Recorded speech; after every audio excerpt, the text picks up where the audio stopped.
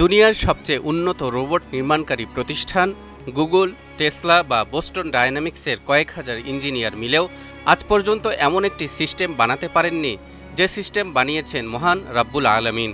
বিজ্ঞানীরা তাদের সর্বোচ্চ প্রচেষ্টা দিয়ে আর্টিফিশিয়াল ইন্টেলিজেন্স বা এআইয়ের মতো কৃত্রিম বুদ্ধিমত্তা আবিষ্কার করতে পারলেও পারেননি এমন কিছু তৈরি করতে যার প্রতিচ্ছবি আপনি প্রতিদিন আয়নার সামনে দাঁড়িয়ে দেখতে পান।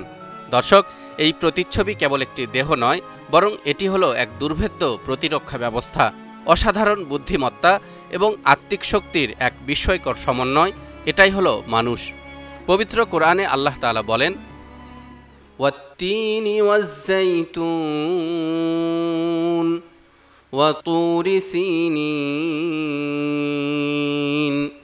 ওয়া হাযাল বালাদিল আমিন লাকাদ খলাকনাল ইনসানা ফি আহসানি তাকওয়িম। শপথ তিন ও জাইতুনের, শপথ সিনাই পর্বতের এবং শপথ এই নিরাপদ নগরী মক্কার। অবশ্যই আমি মানুষকে সৃষ্টি করেছি সর্বোত্তম গঠনে। কোরআনের ব্যাখ্যাকারকগণ এসব আয়াতের তাফসির করতে গিয়ে লিখেছেন, মহান আল্লাহ তাআলা মানুষের গঠন সম্পর্কে গুরুত্ব তুলে ধরতে গিয়ে চারটি বিষয়ের শপথ করেছেন। এরপর বলেছেন, আমি সৃষ্টি করেছি মানুষকে সুন্দরতম গঠনে, অর্থাৎ মানুষকে এমন উন্নত পর্যায়ের দৈহিক সৌষ্ঠব দান করা হয়েছে যা অন্য কোনো প্রাণীকে দেওয়া হয়নি। যেমন আল্লাহ তাআলা প্রতিটি প্রাণীকে সৃষ্টি করেছেন নিচুমুখী করে, কেবলমাত্র মানুষকে সৃষ্টি করেছেন আলম্বিত দেহ সোজা করে, যে নিজের হাত দিয়ে পানাহার করে।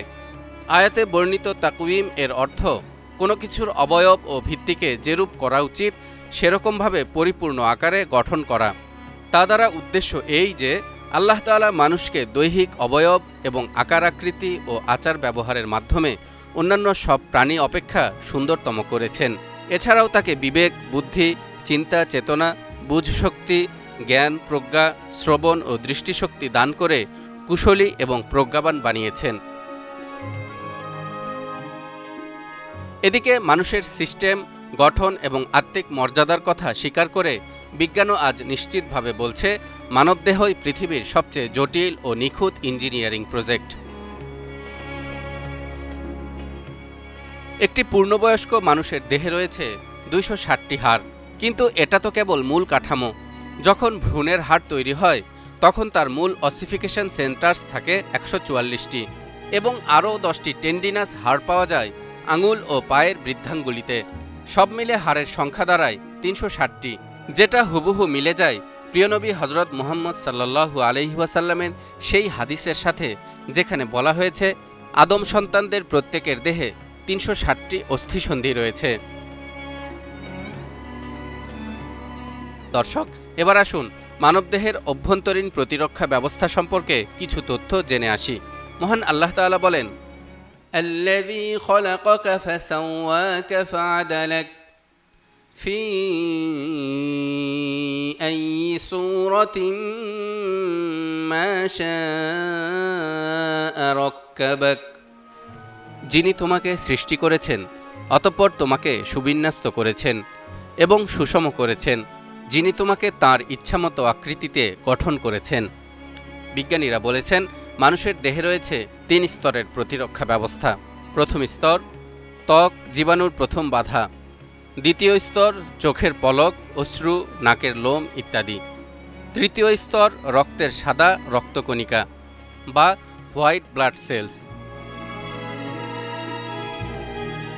দর্শক, আপনি হয়তো ভাবছেন এই রক্তকণিকা আবার কিভাবে প্রতিরক্ষা ব্যবস্থায় ভূমিকা রাখে। হ্যাঁ দর্শক, আপনি জানলে অবাক হবেন।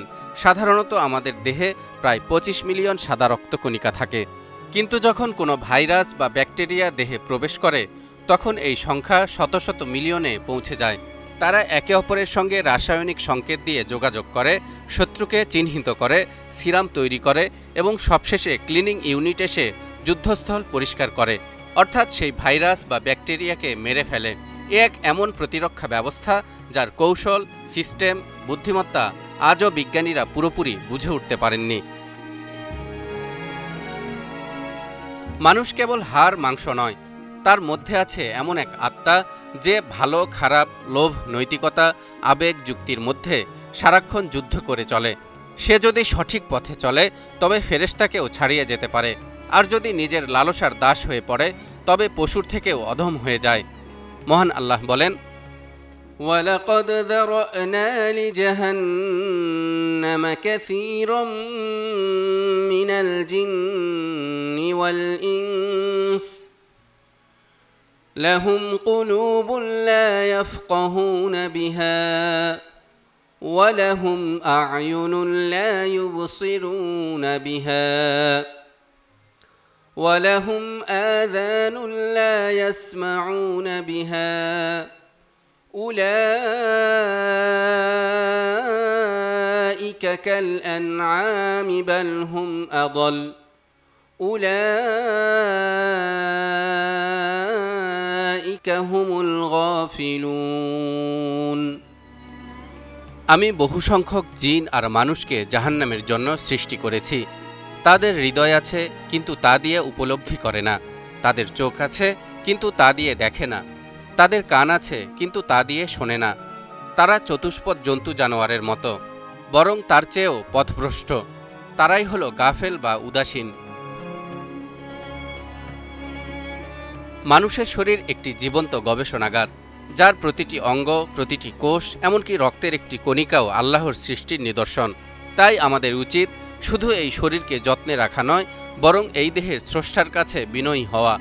বন্ধুরা, আজকের ভিডিও দেখে যদি আপনি বুঝতে পারেন আপনার শরীর কোনো সাধারণ কাঠামো নয়, তবে আপনার জীবনটাও আপনি আর সাধারণভাবে কাটাতে পারবেন না, অর্থাৎ যা ইচ্ছা তাই করতে পারবেন না। তাই স্রষ্টার পথে ফিরে আসুন, যেন আপনি হয়ে উঠতে পারেন ফেরেশতাদের থেকেও সম্মানিত। ইরশাদ হচ্ছে, وَلَقَدْ كَرَّمْنَا بَنِي آدَمَ وَحَمَلْنَاهُمْ فِي الْبَرِّ وَالْبَحْرِ وَرَزَقْنَاهُمْ مِنَ الطَّيِّبَاتِ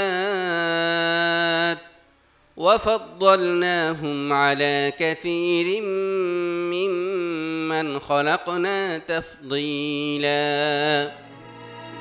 আমি আদম সন্তানকে সম্মানিত করেছি, তাদের জন্য জলে স্থলে যানবাহনের ব্যবস্থা করেছি, তাদেরকে পবিত্র রিজিক দিয়েছি, আর আমি তাদেরকে আমার অধিকাংশ সৃষ্টির উপর মর্যাদায় শ্রেষ্ঠত্ব দান করেছি। তালহা ইবনে রেজা, নিউজ 24।